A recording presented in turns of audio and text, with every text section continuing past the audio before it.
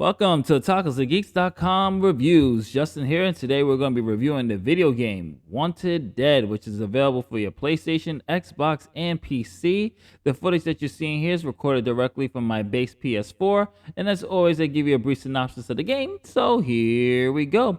Wanted Dead is a new hybrid slasher/shooter from the Ninja Gaiden and Dead or Alive authors.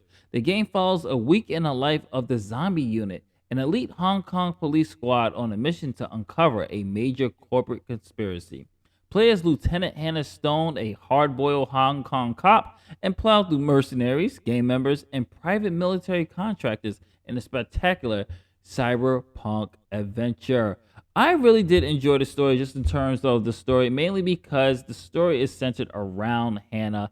And throughout the game, we do get some really decent characterization on who Hannah is, a little about her personal life. We spent a lot of time with our protagonist, and I thought they did very well of establishing who Hannah is, what her plights are, what she's going through with her life, and you get that explored as you're exploring the game, and you have like little breaks here. You get flashbacks of her past. I thought they did a good job. It reminds me a lot of those early 90s, early 2000s action films.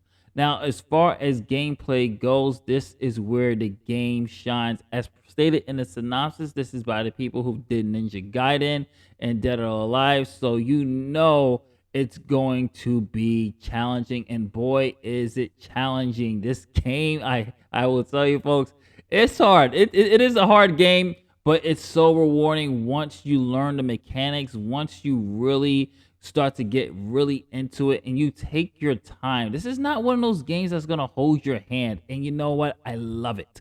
I love games like that that challenge me. I love action games where I die repeatedly or I have to rethink my strategy.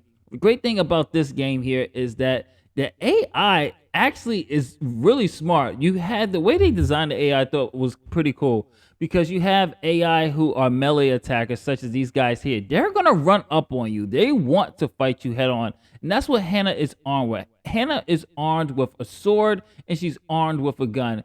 And the great thing about it is you can switch back and forth, or you can do both. You can switch, you can shoot, then hit them with the sword. You can hit them with the pistol. For me, with the PlayStation, using triangle, and then go for the kill like you see right here.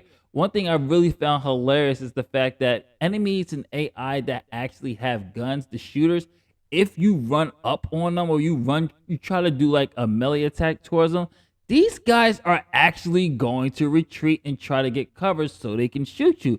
I thought that was really well done. And that's something I haven't seen like really in a while. The fact that the AI knows that, hey, I gotta get out of dodge. This woman is attacking me with a damn sword. Let me get out of dodge. I only have a gun. She has a sword. She's running up on me. Let me do something to really get out of dodge. And I thought that was pretty cool.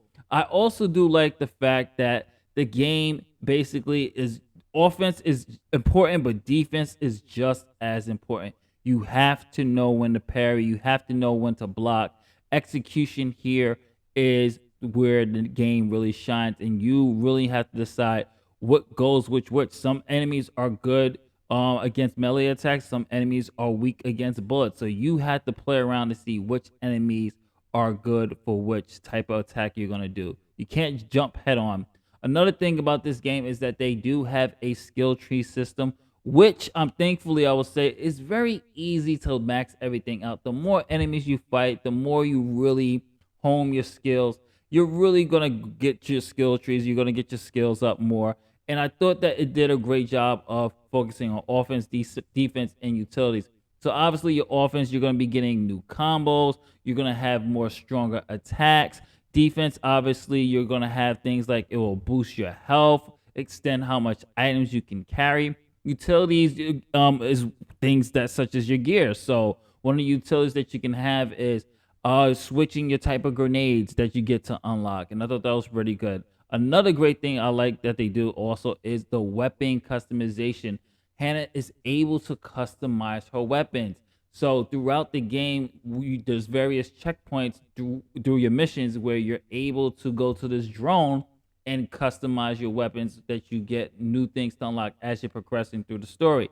Certain things will have more boost to your attacks. Some things might actually hamper you. So you have to decide. If you see on the bottom of the right hand screen, you see how the recoil is 120, but you can select something else and bring it to your accuracy up, or it might affect your recoil. Your magazine capacity might affect your reload speed and your damage. So it's kind of a tick for tat, and I think it keeps that element very well done. Also, I have to say that the boss battles are pretty damn epic, challenging. Even the first boss battle, I died so many times until I figured it out on how I'm supposed to beat it. And I think that's what I really loved about the gameplay the most, is that you have to figure things out. This is not an action game that you're just going to dive in. But when you are tired of getting your ass kicked, or you're tired of probably getting your ass kicked, or you kind of feel like you need a break from the difficulty level of this, they do offer some really cool mini games at the police station in game, and you can have the option to play this in the main menu after you unlock it. And you have things such as the crane game here, which is pretty cool. You also have this kind of music type of mini game here with the button mashing, where you have to basically press the correspondent on. So those who play music games, you've seen things like this before. So otherwise, it's really solid gameplay. Really enjoyed it. Now let's talk about the graphics here. Now graphics, if you know tacosandgeeks.com, we don't really care so much. We don't really fault games for having the best graphics or having the worst graphics. We are mostly about the gameplay here. But I did, for my base PS4, I do like the graphics of this game.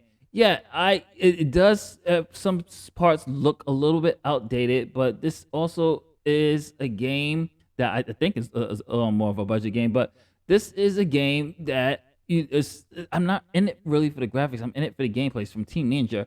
But I do like the fact that as Hannah is fighting, she's bloody. She's bloody, which I thought was very well done. Like, she's bloody throughout the game, throughout her missions. Blood stays on her. The lighting in certain levels, you can see, is a little bit dark, but it works for the aesthetics in Hong Kong. So I thought they captured that very well. So let's talk about sound. What happened here? What are we waiting for? Some people will be here soon. They'll take care of you.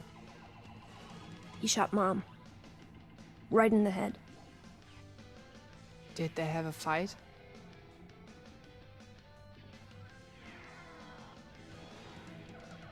Do you have anyone you want me to call? Detective Stone, the backup is on its way. Would you stay with me? At least for a while? That's the scene I alluded to earlier. It's actually my favorite scene in the entire game. Voice acting in this game is a hit or miss. Some voice actors deliver, some voice actors ham it up a little too much. That kind of took me out of the experience sometimes. The music I thought was very well done, especially the fact that you have some licensing music via the jukebox that I'm about to show you here. I thought that was pretty cool. And it really, like I said, it has that 80s action feel. So you have some 80s, early 90s songs that you can play. And I thought they did a very job with that, such as like Working Hard for the Money by Stephanie Jolson here. And you have those type of music, those licensed music that really adds to the aesthetics of the game. So I thought the music was very good, well done. Voice acting is a hit or miss depending on the performances, if you like the hammy or if you like the more serious tone. So that's up for debate. My final thoughts on Wanted Dead. I enjoyed this game. Yes, there are some issues, especially when it comes to some of the performances, the sound quality, but I didn't really have any frame rate issues on my base PS4. The game is challenging.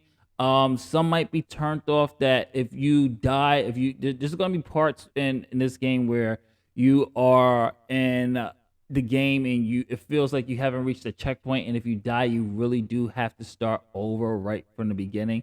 So it is one of those type of games, but though for us 80s babies, we're used to that. I'm used to that. So it's nice to see a game that doesn't save every single step of the way. Like, hey, it makes you want to get good. It's one of those games that is really designed for you to really play around for. You have to play the game. It's not going to hold your hand. You have to play the game. You have to learn your enemies moves. You gotta know when to block, which enemies will have armor piercing rounds and things like that. So it is a game that you really do have to play and get good at it. And once you do, you're gonna have a very enjoyable experience when it comes to this gameplay. Sound is up for debate, like I said, but this is not a movie. This is not an anime, so I'm not gonna like go hard on the acting and things like that. But I'm gonna give this grade. I'm gonna give this a B minus. This is a fun game. I really enjoy it. It's on sale currently at times for this review, so definitely check this out. This is Justin saying, Late Days. Don't forget to like, share, subscribe if you're watching this on YouTube, and if you're watching this on Tacos or Geeks, thank you for browsing. Later Days.